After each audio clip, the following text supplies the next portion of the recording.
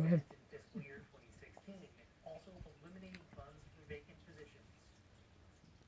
I previously I went gotta through this get and I it wanted to to put them the in right record one. because It goes.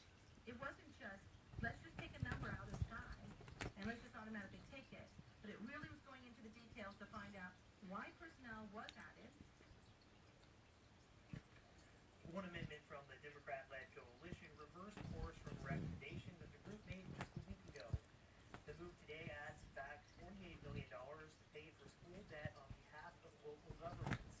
Meanwhile, today, the Senate Health and Social Services Committee was looking at the impacts of cutting optional Medicaid services.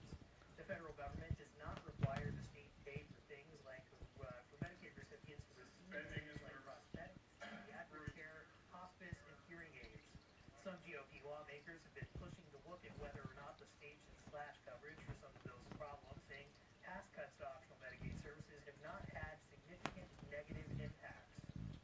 I don't think there are any Alaskans suffering because of those reductions, and we continue to have a $3.2 billion budget deficit. So obviously there's a reason why we're looking to make payroll, if you will, with further reductions.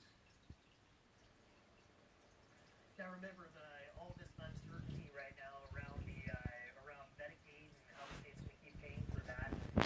There's a lot of questions about that as the Affordable Care Act is looking at potentially being repealed by the Republican Congress and President Donald Trump. So a big conversation surrounding Medicaid and in particular optional Medicaid services. Mike Maria. So Austin, the same Republicans who now find themselves in the minority controlled the House Finance Committee last year. Why didn't they make some of these cuts when they were in charge? Well, Mike, that would be a good question to ask then, because they certainly could have made a lot of these spending reductions a year ago when they did control the House Finance Committee, and they didn't. But one thing that is important to point out is that the state government's fiscal problems cannot be solved with cuts alone, and that's a big part of the reason that that they are looking right now at also implementing taxes, restructuring the permanent fund, or pulling from savings to cover that $3 billion budget gap we've been hearing a lot about lately. All right, Austin Baird live in Chino tonight. Thanks. There's a long way to go before the budget is finalized. Here's what happens after it moves to the House Finance Committee. First, the full House has to pass a version of the budget bill. That's HB 57. Then the Senate Finance Committee and full Senate have to make changes, or have a chance to make changes. Lastly, House and Senate leaders will form a conference committee to sort out any differences. And it's not official until the governor signs on, something that must happen before July 1st to avoid a state government shutdown.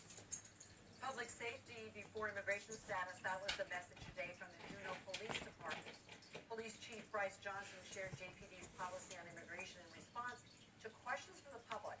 In a written release, Johnson said if federal authorities ask for help from JPD, the agency would do what it's legally able to do to help with the resources it has.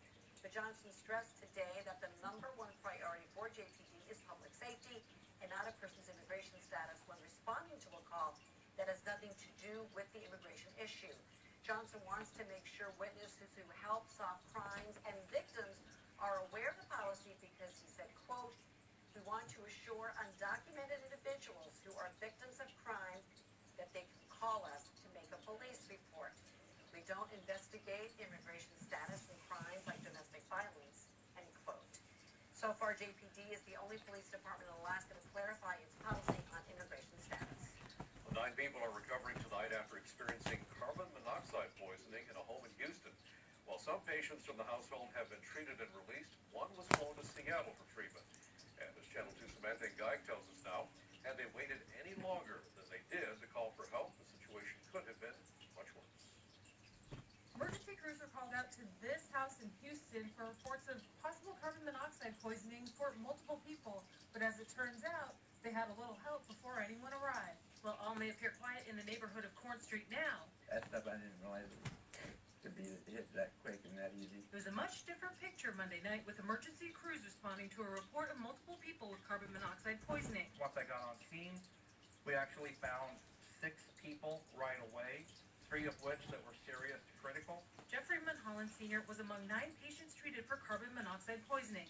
Says they ran a generator in the basement thinking it had enough ventilation. The carbon monoxide came from the generator. What he thought would help keep his household warm was actually poisoning them.